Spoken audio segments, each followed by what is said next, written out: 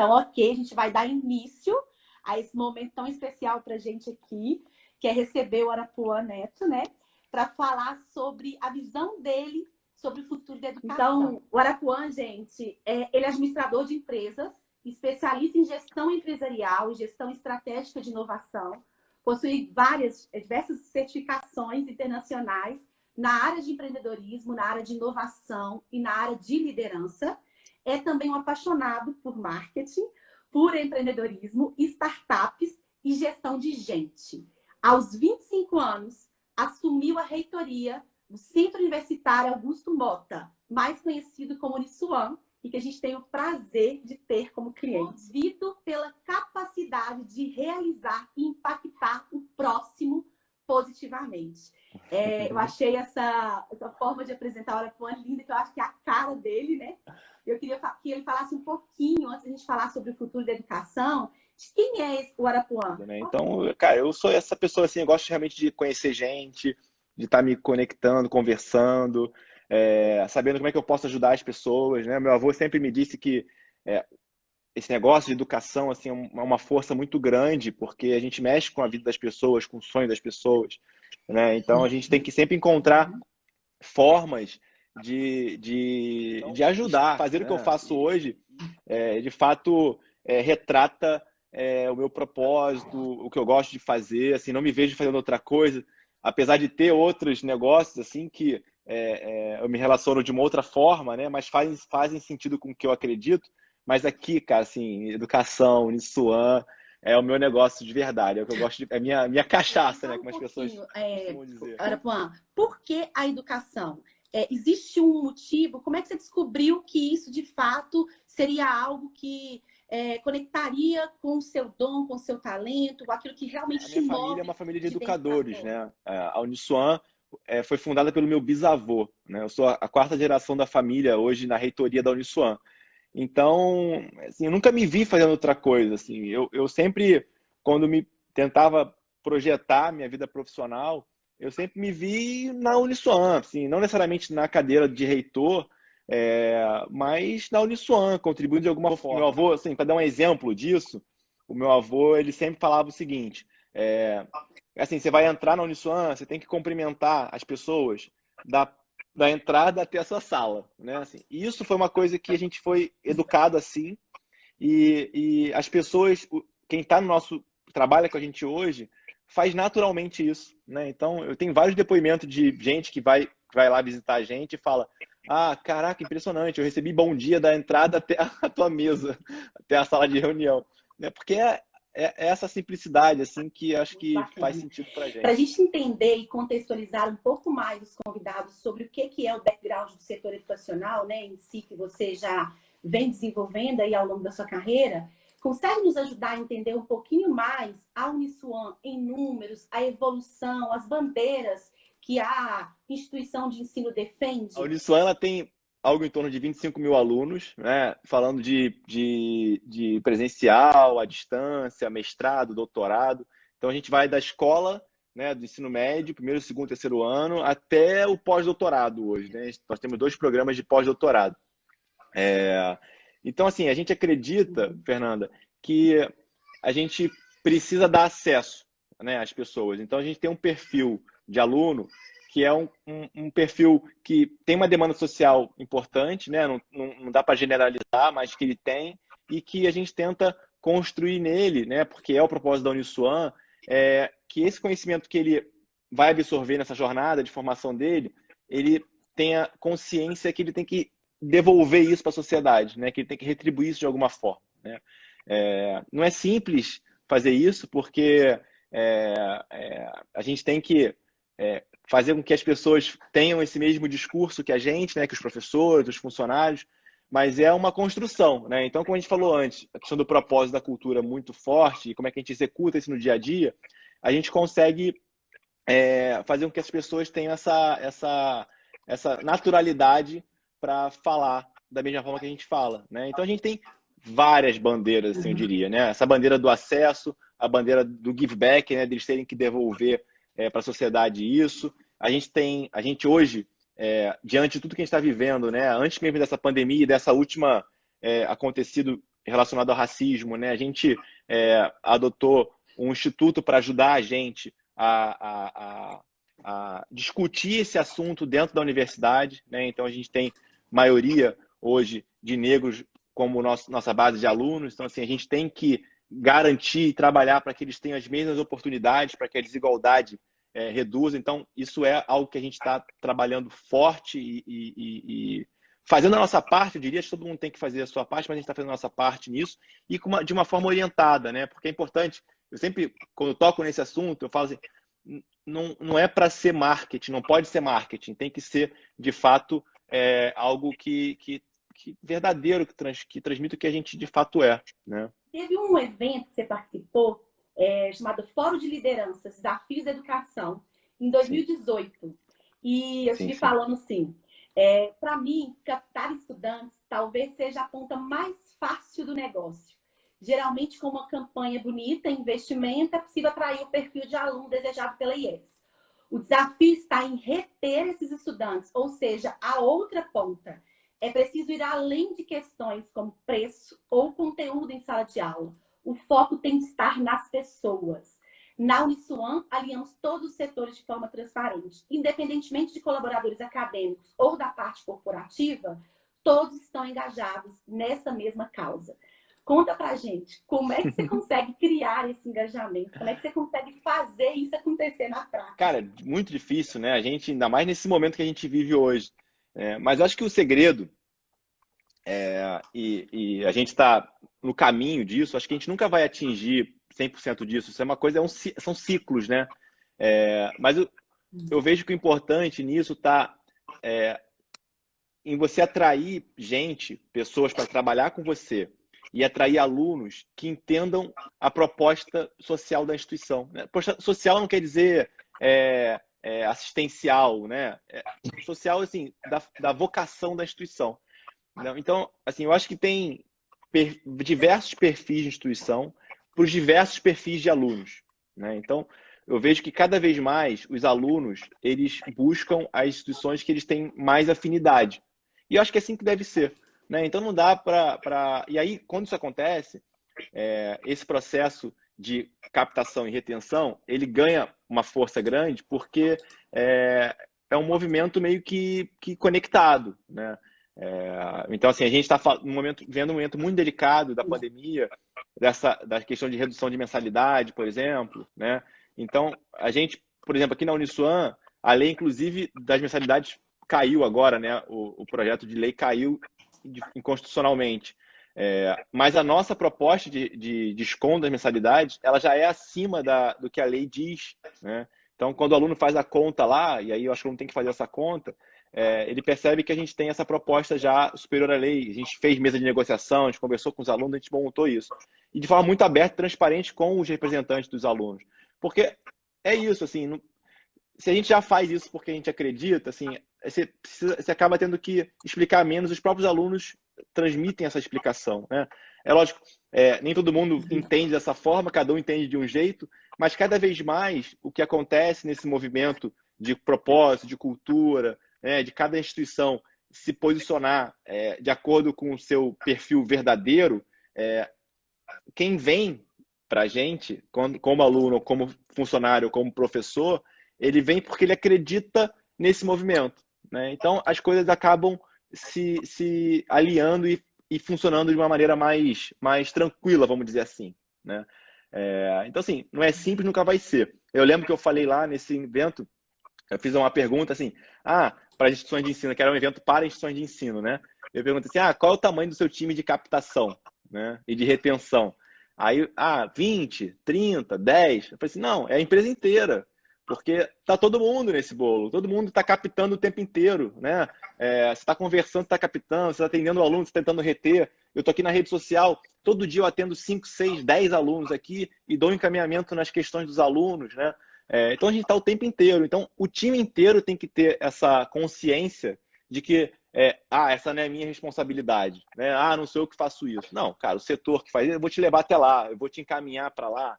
Não, deixa comigo que eu peço para te ligar, para resolver isso.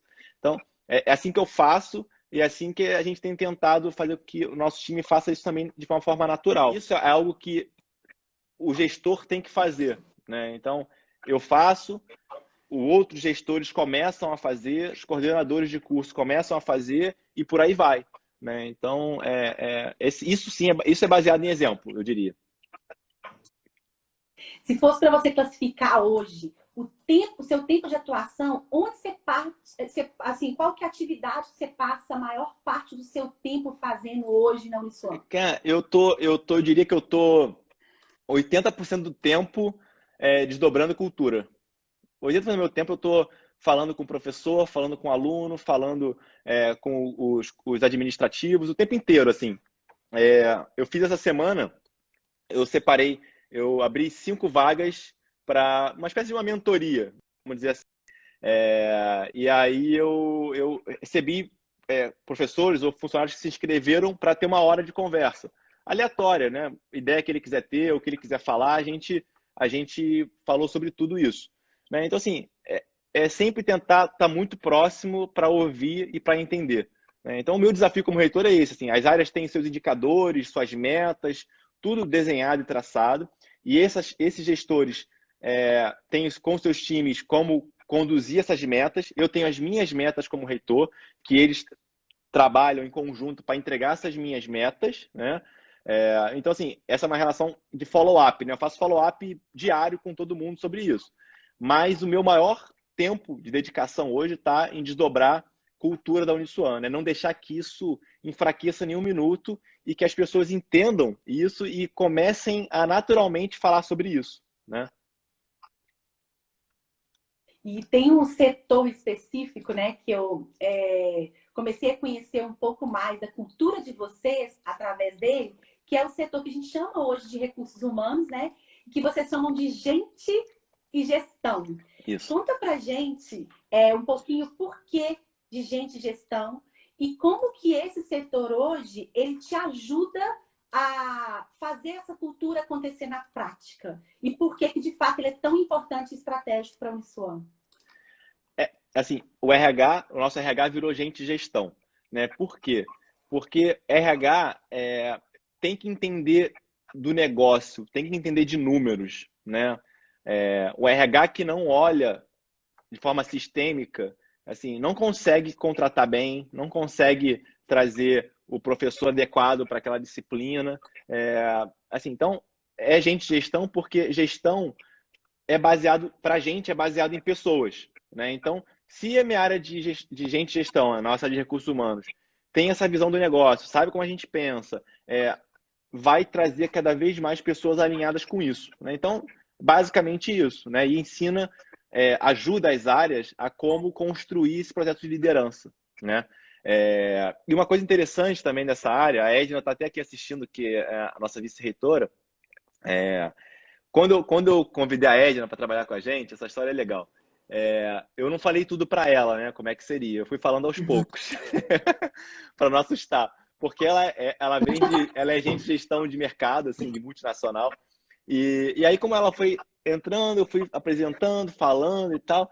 E aí eu falei assim, Edna, eu tenho uma última coisa para te falar. Ela, o quê? Eu falei, olha, você contrata o administrativo, você contrata o professor, e agora você vai ter que empregar o aluno. Ela, mas como assim? Eu falei, porque quando a gente conversa com uma empresa, e aí você quer falar com o RH da empresa, e geralmente o RH você tem alguma dificuldade para chegar no RH, para apresentar a Uniswan, para falar do aluno, para tentar empregar o nosso aluno. Mas olha isso, Fernanda, quando um RH liga para o outro RH, o RH atende na hora. E eu tive esse estalo pelo seguinte, quando um reitor me liga, a secretária fala assim, Arapuã, tem um reitor da faculdade aqui. Eu, atendo na hora, pô. Reitor com reitor a gente vai se falar na hora, é natural. Quando um RH liga para outro RH, atende na hora.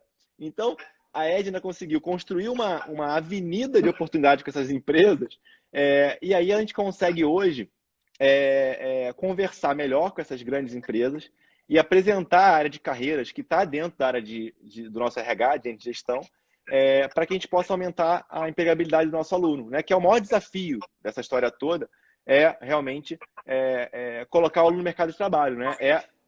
A maior intenção dele, lógico, né? E o nosso maior desafio, inclusive é a nossa principal meta, aumentar o índice de empregabilidade do nosso aluno, né? Então, quando um RH tem essa visão de empregar o aluno, a gente traz um olhar mais duro, diria, um olhar mais de mercado. Quer dizer, então eu vou tentar colocar o aluno aonde ele realmente tem condições de entrar e permanecer. Eu não vou queimar aquela vaga com um aluno que não tem o perfil daquela vaga, né? Então a Diana lá, que você fala mais, ela tem o desafio de construir esse match entre os alunos e as empresas, usando o Workalove para ajudar a gente, né? Muito legal. O que a gente vê hoje na educação, Arapuã, eu falo aí mais ou menos 5 a 6 pró-reitores acadêmicos, reitores por semana.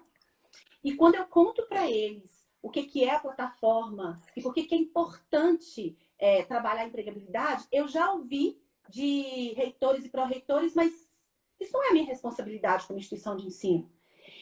Você que já está aí com um tempinho já na educação bem legal, como que você vê e como é que você enxerga por que esses reitores e pró-reitores têm essa visão ainda, né? Eu vou tentar responder sem fugir muito da tua pergunta, para não me colocar em situação com meus amigos. Mas eu vejo assim, eu sempre tentei manter minha cabeça de aluno, assim, tá muito próximo, mais próximo do aluno, né? Para poder entender mais rápido as necessidades de mudança que a gente precisa fazer. Mudança dentro da educação não são coisas rápidas, coisas de uma hora para outra. Assim, educação é projeto de longo prazo. Então, não dá para você fazer um currículo novo e mudar aquele curso inteiro para aquele currículo novo. O currículo ele tem que ir crescendo conforme o semestre vai passando. Você não consegue fazer uma mudança de uma vez. Eu já vi casos de instituições que fizeram e tiveram problemas muito graves com isso, porque, enfim, não dá. É algo que é inviável dentro de uma instituição de ensino. Mas o que eu acredito é o seguinte: não dá para. Se a gestão da instituição é uma gestão tradicional, eu vejo que aquele currículo vai ser tradicional. Se a gestão da instituição tenta ou tende a ser mais moderna ou construir coisas diferentes, inevitavelmente isso vai espelhar no currículo, né? Porque é aquilo que a gente estava falando. É uma escadinha, né? Assim, a gestão trazendo gente com perfil diferente, alinhado com propósito, com professores da mesma forma. Logicamente, o pedagógico dessa história toda vai também se aliar ou se alinhar a isso, né? Então, eu vejo que muitas instituições ainda não perceberam a necessidade que a universidade tem de se desconstruir e se reconstruir nesse novo modelo, né? Então, o aluno, ele hoje tem menos tempo, né? Ele precisa empreender, né? Então, assim, a gente tem que dar condições para isso acontecer. A gente tem a internet como uma grande ameaça para as instituições mais tradicionais, porque, cara, tem tudo lá, né? Todos os conteúdos estão lá. Então, assim, nós já vimos esse pessoal, a internet como nosso concorrente. Hoje a gente vê a internet como nosso aliado.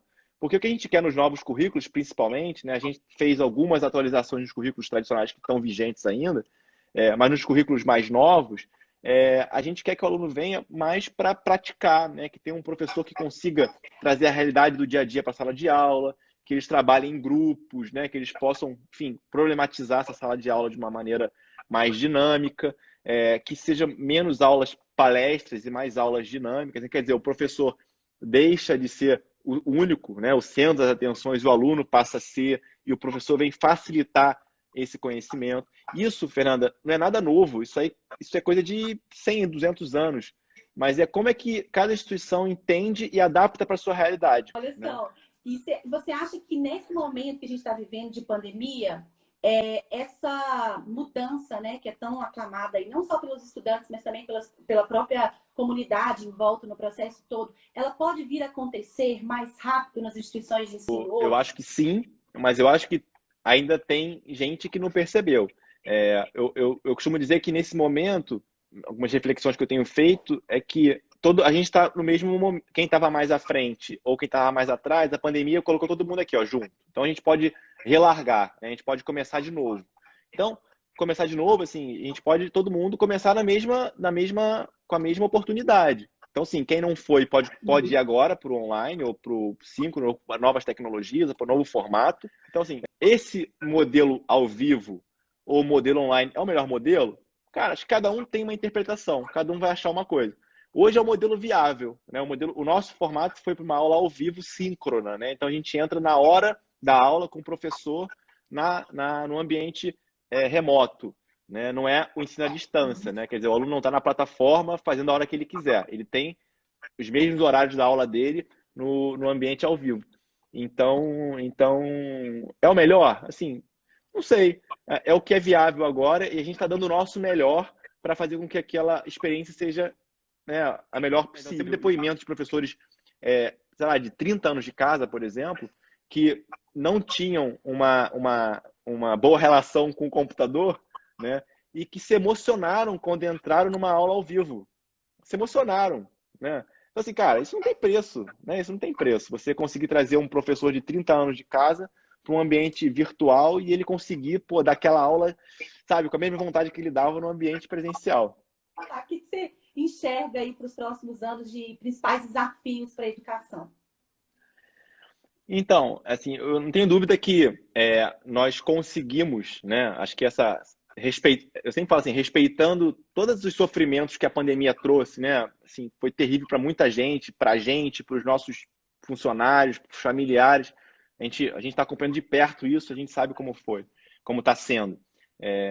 Mas o ganho tecnológico, né? Como as pessoas absorveram isso, né? Outro dia eu estava vendo que sobre compras online, né? Os deliveries, né? O iFood da vida.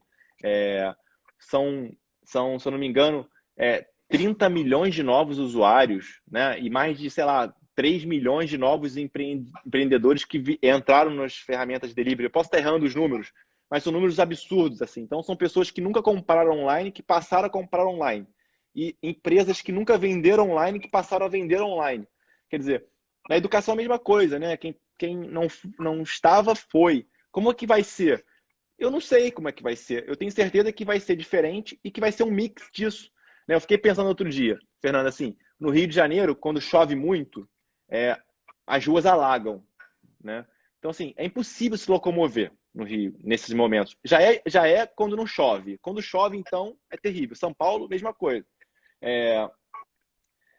Se a gente hoje está adaptado à ferramenta remota, ao vivo, será que nesse dia de chuvas torrenciais, assim, que alagam tudo, a gente não conseguiria se antecipar e virar aquela semana para uma aula ao vivo?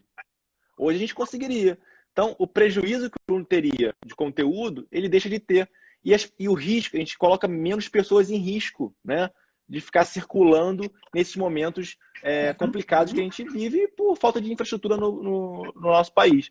Né? Então, assim, eu acho que a gente tem mais ferramentas para atuar, né? E para agregar e adicionar mais valor para o nosso serviço de educação. Sobre o Né? ensino híbrido, o que você acha e o que você pensa sobre isso, né? E como que a Uniswan hoje pratica esse processo? Então, a gente construiu um modelo que está em constante evolução que, independente da modalidade, esse modelo vai se aplicar. Né? Então, se vai ser 100% online, se vai ser 100% presencial, se vai ser o híbrido, né? Um semipresencial, né? Independe, vai ser independe para a gente. A gente entende que esse modelo ele tem condições de se aplicar para tudo. Então, o novo currículo é um currículo baseado em competências, né? Por competências, que ele não tem mais disciplinas, os novos currículos. Né? Então, são módulos de competência que o aluno recebe pílulas de conteúdo para receber um certificado específico no final daquele semestre. E aí ele consegue entrar no mercado de trabalho mais rápido. Né? Vamos dizer que ele tem um retorno do investimento dele mais rápido, porque a ideia é que ele consiga antecipar essa entrada, né, e se sustentar melhor na instituição, né, que ele possa fazer essa previsibilidade da manutenção dele na instituição e também na sua vida pessoal, que ele possa mudar mais rápido. Então, para a gente, independe o formato, a gente vê que esse modelo vai se aplicar para todos. E nesse modelo híbrido, o que a gente vê, um grande ponto forte dele é que, como hoje a gente tem menos tempo, né, e deslocamento é mais difícil, nesses 2 ou 3 dias, dependendo do curso, que é o tempo que ele vai estar presencial na instituição, ele vai estar praticando, vivenciando coisas reais, né? Vida real. Aquele conteúdo teórico, a gente vai entregar para ele na plataforma. E eu vou dizer para ele, ó, essa semana já é assim, hoje nos currículos de primeiro período e no segundo dos cursos novos. Olha, hoje, essa semana, você tem que ler isso, isso e isso, tem que ver esse vídeo, porque no dia tal você vai para a sala de aula discutir esse assunto. Né? Por exemplo, a gente tem um caso de logística que a aluna levou. Teve dois casos interessantes em logística. Uma aluna levou um caso da empresa dela, um problema que ela estava percebendo, só que ela não tinha falado com o gestor dela. E aí, ela e os alunos e o professor solucionaram em 1, 2 semanas essa questão. Ela levou para o gestor e o cara assim, caramba, nós não tínhamos visto aqui. Então, ela resolveu um problema real da empresa dela dentro de sala de aula. Cara, esse é um case, é isso que a gente quer atingir em todos os cursos, né? Em outro caso legal, o pai de um aluno começou no modelo por competência e o filho está se formando no modelo disciplinar, né? E aí o pai e o filho conversando, ele fala assim, pai, não, eu estou vendo isso daqui. Ele, não, ô pai, como é que tu está vendo isso? Eu estou me formando agora, eu estou vendo isso agora no final. Quer dizer, o módulo de competência, porque entrega uma competência hands-on para ele, né? Eu formo ele para entrar no mercado de trabalho no primeiro semestre, não tem ordem, né? Eu tenho que entregar aquela pílula de conteúdo para ele ter aquela competência específica, né? Então, tem um dinamismo maior e eu consigo antecipar a entrada dele no mercado de trabalho. São diversos outros exemplos, né? E que a gente vai vivenciando isso com o aluno. Mas o interessante é que ao fim de cada semestre ele recebe um certificado. No caso da logística, por exemplo, no primeiro semestre ele ganha um certificado de analista de suprimentos, né? Então é claro para ele a vaga que ele vai buscar no mercado.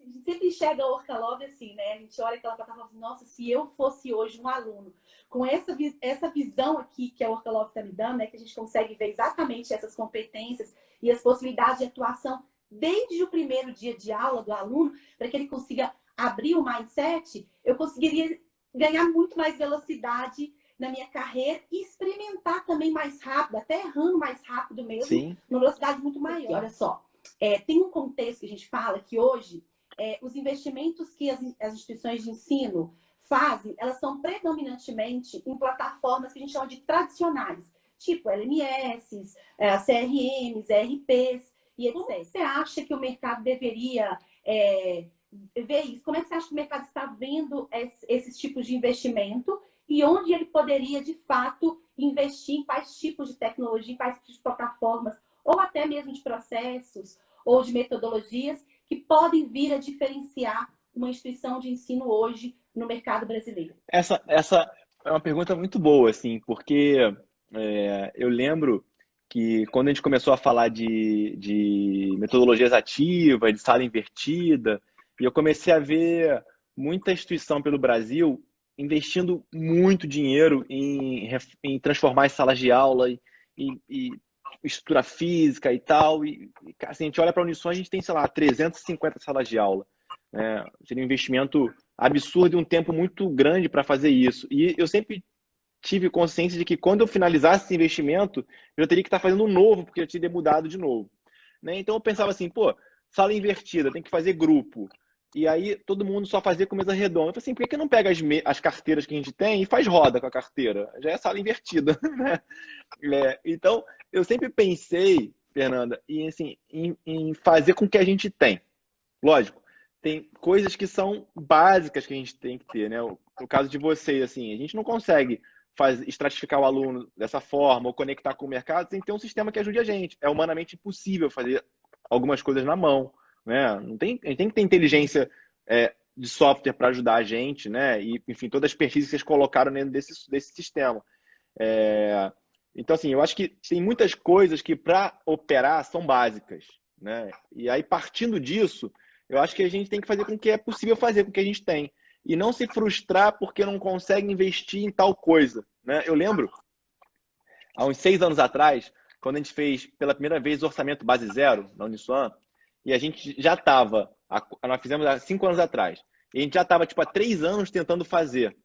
Só que quem estava, o gestor na época, ele só estava procurando sistemas. Não, tem que ser um sistema para fazer orçamento, e não conseguia fazer porque o preço era absurdo, e aí acabava o ano e a gente não fazia o orçamento base zero. Cara, a gente não sabia nem o que a gente estava perdendo com isso. Aí eu lembro que a gente mudou a estrutura, Aí veio um gerente trabalhar com a gente, o Léo, e aí eu falei assim, cara, eu preciso fazer um orçamento base zero, cara, urgente. Aí ele, tem sistema? Eu falei assim, não. Ele, tranquilo, vou fazer no Excel. Cara, a gente ficou 3 anos rodando um orçamento base zero no Excel.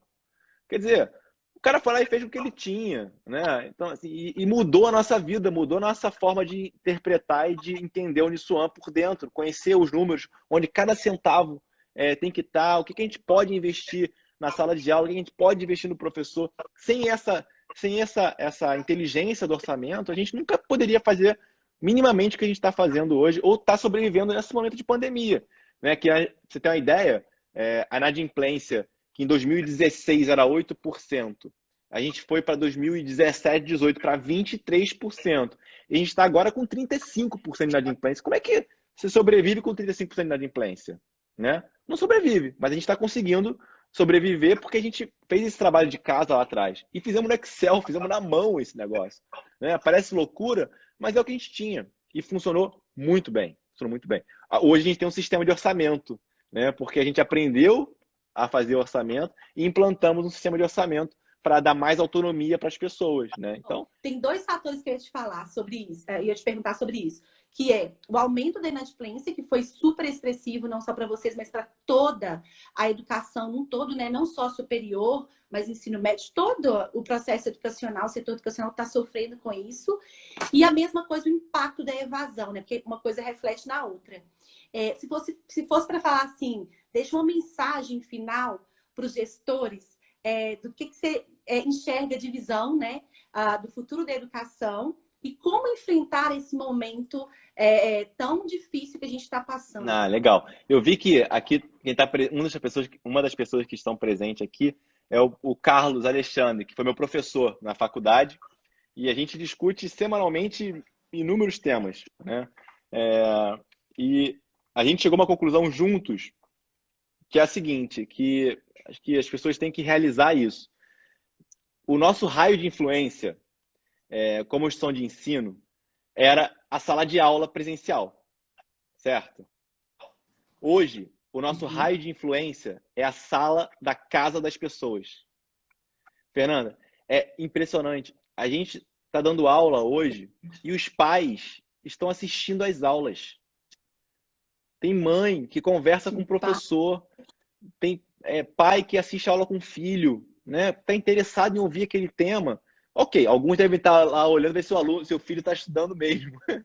Mas assim, tem pai que genuinamente está interessado naquele assunto, ou porque ele não estudou, ou porque ele está um tempo sem estudar, né? Então assim, ele quer estar com a mente dele viva, né? Então assim, o nosso raio de influência é a família do aluno, né? A gente usa a hashtag família Uniswan.